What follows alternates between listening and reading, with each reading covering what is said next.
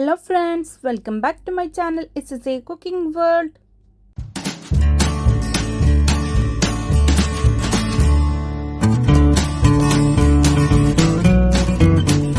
നിങ്ങളുടെ മുമ്പിൽ വന്നിട്ടുള്ളത് നല്ല ടേസ്റ്റിയും വെറൈറ്റിയും ഇപ്പോൾ വൈറലായിക്കൊണ്ടിരിക്കുന്ന നമ്മളുടെ ലാലേട്ടൻ്റെ സ്വന്തം റെസിപ്പി ആയിട്ടാണ് കേട്ടോ. റെസിപ്പിയിലോട്ട് കിടക്കുന്നതിന് മുമ്പായി നമ്മളുടെ ഈ ചാനൽ ഇതുവരെ സബ്സ്ക്രൈബ് ചെയ്യാതെയാണ് ഏതെങ്കിലും കൂട്ടുകാർ എവിടെയെങ്കിലും കണ്ടുകൊണ്ടിരിക്കുന്നുണ്ടെങ്കിൽ ഒന്ന് പോയി സബ്സ്ക്രൈബ് ചെയ്യാനും കൂടെയുള്ള കുഞ്ഞു ബെൽ ബട്ടൺ ഒന്ന് പ്രസ് ചെയ്ത് സപ്പോർട്ട് ചെയ്യാനും മറക്കല്ലേ. എന്നാലേ ഞാനിടുന്ന പുതിയ പുതിയ വീഡിയോസിൻ്റെ നോട്ടിഫിക്കേഷൻ നിങ്ങളിലെത്തുകയുള്ളൂ, നിങ്ങൾക്കത് അപ്പോഴപ്പോൾ തന്നെ കാണാനും പറ്റത്തുള്ളൂ. ഇതിന് വേണ്ടിയിട്ട് ഞാൻ നല്ല പഴുത്ത 3 നേന്ത്രപ്പഴമാണ് എടുത്തിട്ടുള്ളത്. നമ്മളുടെ കയ്യിൽ നല്ല പഴുത്ത പഴം ഉണ്ടെങ്കിൽ അത് തന്നെ എടുക്കുന്നതായിരിക്കും ഏറ്റവും നല്ലത്. നല്ല സ്വീറ്റ് കൂടുതലായിരിക്കും. ഇതിനെ ഞാൻ ഇതുപോലെ റൗണ്ട് ഷേപ്പിലാക്കി കട്ട് ചെയ്തെടുത്തിട്ടുണ്ട്. നമുക്ക് ഏത് ഷേപ്പിലാക്കിയിട്ടാണ് കട്ട് ചെയ്തിട്ട് കഴിക്കാൻ ഇഷ്ടം അതുപോലെ നമുക്ക് കട്ട് ചെയ്തെടുക്കാം. അപ്പോൾ ഞാൻ ഇതുപോലെ ആക്കിയിട്ടാണ് കട്ട് ചെയ്തെടുത്തിട്ടുള്ളത്. ഇതിലേക്ക് നല്ല ഗീ തന്നെ വേണം കേട്ടോ, നല്ല നെയ്യ്. അതിന് വേണ്ടിയിട്ട് ഞാൻ 6 kg ഗീ തന്നെ എടുത്തിട്ടുണ്ട്. 1 ടേബിൾ സ്പൂൺ ഗീ ആണ് ഞാൻ ഒരു പാനിലേക്ക് ഇട്ട് കൊടുക്കുന്നുള്ളത്. എന്നിട്ട് നമുക്ക് ഇതിലേക്ക് ആ കട്ട് ചെയ്ത് വെച്ചിട്ടുള്ള ബനാനയിലെ പഴം അതിനെ നമുക്ക് ഇതിലേക്ക് ഇട്ട് കൊടുക്കാം.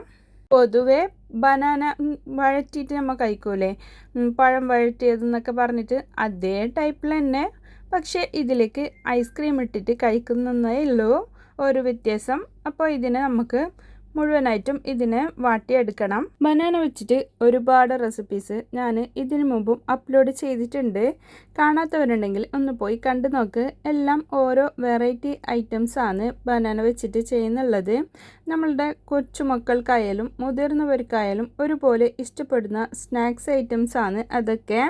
ബ്രേക്ക്ഫാസ്റ്റായും ലഞ്ചായും അതുപോലെ തന്നെ ഡിന്നറായൊക്കെ ഈവനിങ് സ്നാക്കായൊക്കെ കഴിക്കാൻ പറ്റുന്ന ഐറ്റംസാണ് ബനാന കണ്ട് ഒരുപാട് ഞാൻ ഉണ്ടാക്കിയിട്ടുള്ളത്. മെയിനായിട്ട് മക്കളുടെ ടിഫിൻ ബോക്സിലൊക്കെ ഇട്ട് കൊടുക്കാൻ പറ്റിയ ഒരു ഐറ്റം കൂടിയാണ്. അപ്പോൾ ഇത് ഫുള്ളായിട്ട് ഞാൻ എല്ലാ സൈഡിലും തിരിച്ച് മറിച്ച് ഇട്ട് കൊടുത്തിട്ട് ഇതിനെ വഴറ്റിയെടുത്തിട്ടുണ്ട്. അതിന് ശേഷം ജഗ്ഗർ പൗഡർ ഇല്ലേ, ശർക്കര പൗഡർ, അതാണ് കേട്ടോ ഞാൻ ചേർത്ത് കൊടുക്കുന്നുള്ളത്. അപ്പോൾ ഷുഗർ ഇടുന്നതിനേക്കാളും ഏറ്റവും നല്ലത് ഇതിലേക്ക് ജഗരി പൗഡർ ഇടുന്നതായിരിക്കും. അങ്ങനെയാണ് ആ വീഡിയോയിൽ ഉള്ളത്. ഇത് വൈറലായിട്ട് കുറച്ചായെങ്കിലും ഇത് എപ്പോൾ ഉണ്ടാക്കി കഴിക്കുകയാണെങ്കിലും നല്ല ടേസ്റ്റ് തന്നെയാണ്. അതുകൊണ്ടാണ് ഞാൻ ഉണ്ടാക്കിയപ്പോൾ ഒന്ന് വീഡിയോ എടുത്തിട്ടുള്ളത്. എല്ലാവരും റീൽസായിട്ടും അതുപോലെ തന്നെ ഷോർട്സ് വീഡിയോ ഒക്കെ ആയിട്ടും കണ്ടിട്ടുണ്ടാകും. എന്നാലും ഇതും കൂടി ഇരിക്കട്ടെ. ഇതിനെ ഒന്ന് നല്ല പോലെ മിക്സ് ചെയ്തെടുക്കണം കേട്ടോ. ഇട്ട് കൊടുത്തിട്ടുള്ള ആ ബെല്ലമില്ലേ, ശർക്കര, അതൊക്കെ ഫുള്ള് മെൽട്ടായിട്ട് വരുന്നത് വരെ ഒന്നിതിനെ ഇതുപോലെ ഇളക്കി കൊടുക്കണം. അതിനുശേഷം നമ്മൾ ഇതിലേക്ക് തേങ്ങയാണ് ഇട്ട് കൊടുക്കുന്നുള്ളത്. ചെറിയ ഫ്രഷ് തേങ്ങ തന്നെ ഇടണം. ഒരു 1/4 ടീസ്പൂണ് ഏലക്കപ്പൊടി കൂടി ഞാൻ ഇതിലേക്ക് ചേർത്ത് കൊടുക്കുന്നുണ്ട്. അപ്പോൾ അതൊരു ഫ്ലേവറിന് വേണ്ടിയിട്ട് കൂടിയാണ്. എന്നിട്ട് നമുക്കൊന്ന് മിക്സ് ചെയ്തെടുക്കാം. ഇത്രയേ ഉള്ളൂ. അപ്പോഴത്തേനും നമ്മളുടെ വൈറൽ റെസിപ്പി ഇവിടെ റെഡി ആയിട്ടുണ്ട്. അപ്പോൾ ഇതിനെ ഒരു പാത്രത്തിലേക്ക് മാറ്റി കൊടുക്കാം. അങ്ങനെ ഒരു പ്ലേറ്റിലേക്ക് ഞാൻ സെർവ് ചെയ്ത് കൊടുക്കുന്നുണ്ട്. അതിനുശേഷമാണ് നമ്മൾ ഇതിലേക്ക് ഐസ്ക്രീം സ്കൂപ്പ് ചെയ്ത് ഇട്ട് കൊടുക്കുന്നുള്ളത്. അത് വനിലൻ്റെ ഐസ്ക്രീം തന്നെ വേണം, എന്നാലാണ് നല്ല ടേസ്റ്റ് കൂടുതലായി കിട്ടുന്നുള്ളത്. എനിക്കിവിടെ കിട്ടിയിട്ടുള്ള ഐസ്ക്രീമാണ് ഇത്. അതിന് ഞാൻ ഓരോ സ്കൂപ്പും 2 പ്ലേറ്റിലേക്കായിട്ടും ഇട്ട് കൊടുക്കുന്നുണ്ട്.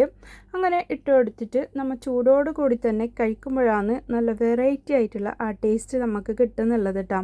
ഐസ്ക്രീമിൻ്റെ ടേസ്റ്റ് ഐസ്ക്രീം ഇഷ്ടപ്പെടുന്നവർ എന്തായാലും ഇത് ഇഷ്ടപ്പെടാതിരിക്കില്ല. പാർട്ടികളിലൊക്കെ നമുക്ക് ഡെസേർട്ടായിട്ടും ഈ റെസിപ്പി യൂസ് ചെയ്യാവുന്നതേ ഉള്ളൂ. അത്രയ്ക്കും ടേസ്റ്റാണ് ഇതിന്. അപ്പോൾ എൻ്റെ ഈ റെസിപ്പി നിങ്ങൾക്ക് എല്ലാവർക്കും ഇഷ്ടപ്പെട്ടെന്ന് ഞാൻ വിചാരിക്കുന്നു. ഇഷ്ടപ്പെട്ടാൽ നിങ്ങളുടെ ഫ്രണ്ട്സ് ആൻഡ് ഫാമിലിക്ക് ഒന്ന് ഷെയർ ചെയ്ത് കൊടുക്കാനും ലൈക്ക് ചെയ്യാനും നിങ്ങളുടെ വിലയേറിയ അഭിപ്രായങ്ങൾ താഴെ കമൻറ്റ് ബോക്സിൽ കൊടുക്കാനും മറക്കല്ലേ. ഇനിയും ഒരുപാട് പുതിയ റെസിപ്പീസുമായും കിച്ചൺ ടിപ്സുമായും നിങ്ങളുടെ മുമ്പിൽ വരുന്നത് വരെ എല്ലാവർക്കും bye bye. Thanks for watching.